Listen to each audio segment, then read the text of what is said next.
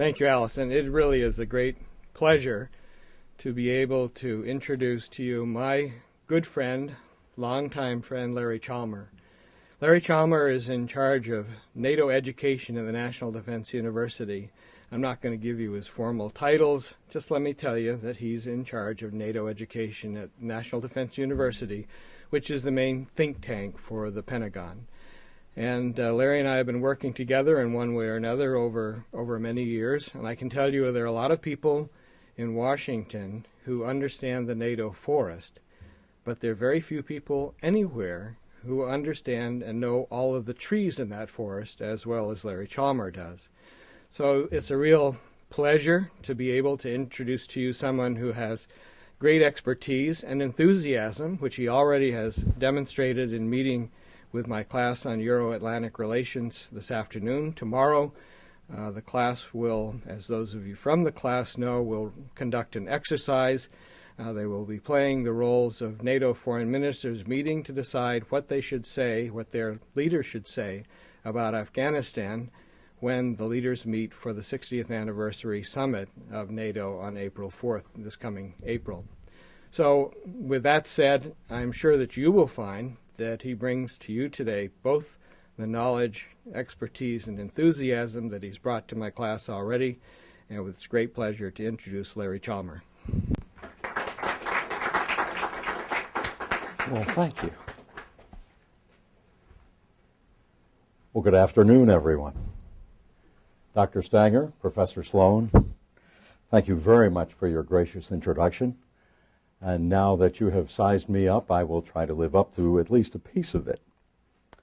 First, of course, it's always my pleasure to be in this beautiful state and at this renowned college. I grew up in western New York, where it snowed on April 23rd one year when I was 13, and it's a very welcome renewal of memory for me to be again in a very still and cold afternoon of snow and ice.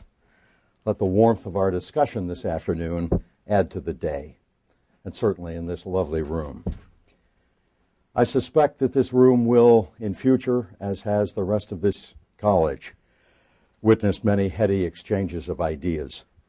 Yet today, I would like to speak with you as if we were in my living room, to share a few thoughts, and mostly to encourage yours, whether or not you choose to share them with the rest of us this afternoon or with others tomorrow or the next day or even at dinner as you wish.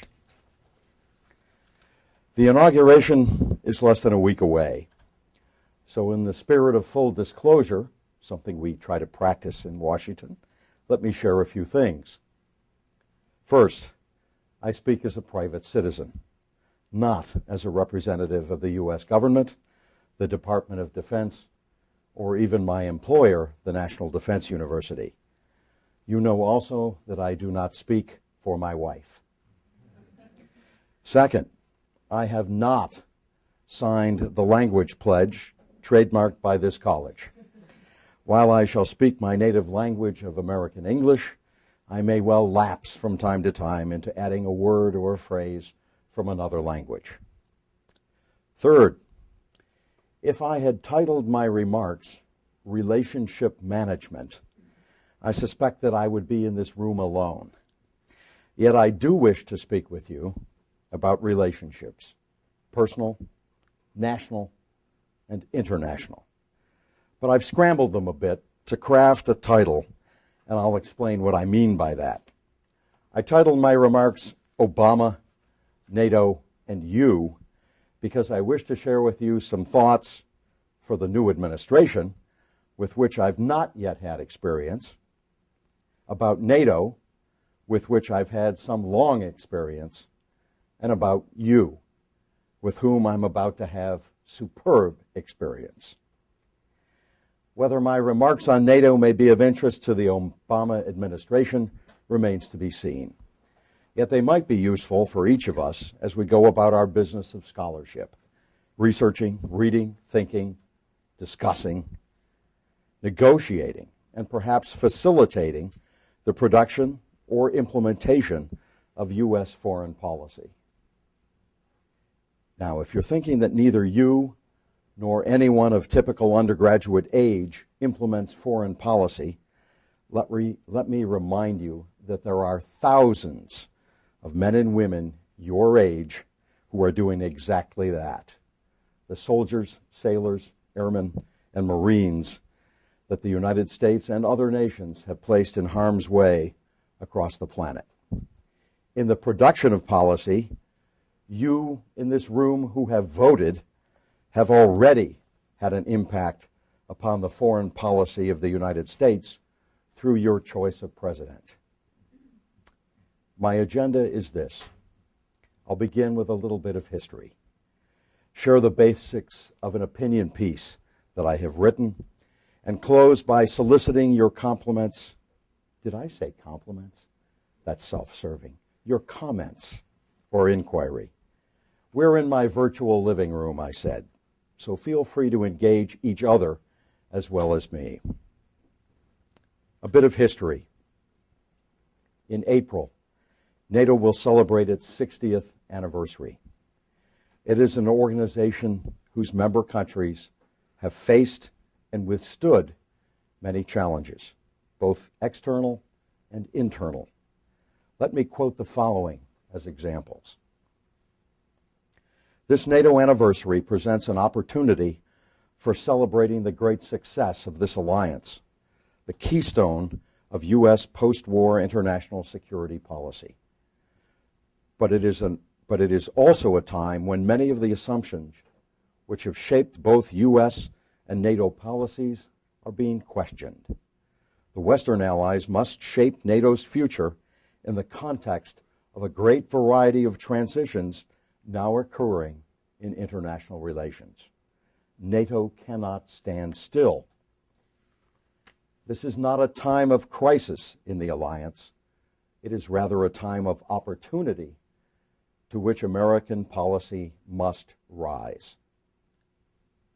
Now, that author of those remarks had some questions for NATO, and I'll share with you these questions because I believe them to be relevant. First, how can NATO most effectively respond to the new Russian challenge and balance the possibilities for promised gains against potential risks? How daring can the West afford to be? Second, will NATO be forced to reassess its military strategy, or is it sufficiently flexible? Third, what part should nuclear weapons play in NATO's strategy?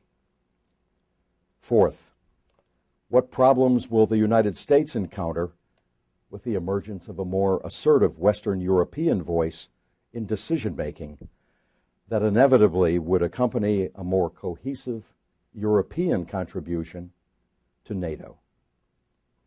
Fifth, how can the allies keep trade, economic concerns, and burden-sharing frictions from undermining the alliance? What I have just quoted, ladies and gentlemen, from a letter signed by Senator Joseph Biden, Jr. of Delaware, is a study he sent, completed by the Congressional Research Service, as he sent it to the Senate Committee on Foreign Relations. The work was entitled NATO at 40, and it was written 20 years ago this coming May. Now, I know that Middlebury prides itself on being primus inter pares in its language programs, and I suspect that you are quite familiar with the phrase, plus ça change, plus c'est la même chose. The more things change, the more they stay the same. You will then neither be surprised nor find it unusual that the author of the language and the questions I have just quoted from that study is your very own Middlebury scholar, Stan Sloan. He was then the senior specialist in international security at the Congressional Research Service of the Library of Congress. What I have shared with you is as valid today as it was when it was written. Now, I mentioned relationships earlier. Would you wave a hand at me if you're involved in a relationship today? Sure. You get my point, of course. Each of us are involved in many relationships, with our actions or inactions rippling from us, affecting others as if we had tossed a pebble into Otter Creek or your favorite lake. Now, I have been fortunate in learning what I call a number of truths over the last few decades of working with NATO issues. Most of them deal, very frankly, with relationship management. As my diplomat colleagues put it, diplomacy most matters within the last 3 feet. That is, when you're personally engaging face to face the other person or group on a particular issue. Here's where President-elect Obama comes into my remarks. I put much of what I'll share with you now into an opinion piece intended as food for thought among the new interagency team. It may be useful to keep some of these points in mind as we deal with foreign policy challenges involving our NATO and other international allies, which continue to be ever more complex. As you well know, this close to the inauguration, the world is hyper-focused upon the expectations of President-elect Obama and his administration. Here are some examples I pulled from the world's media last week. 2009, the year of the Great Test. Germany's Handelsblatt headlines, Obama, please save the world. France's Les Echos, the Obama year is a turning point for the U.S. Le Monde in France sees, quote, this past year marked by the birth of great hope and the rise of huge danger, and believes the, quote, challenge now is to transform hope into action.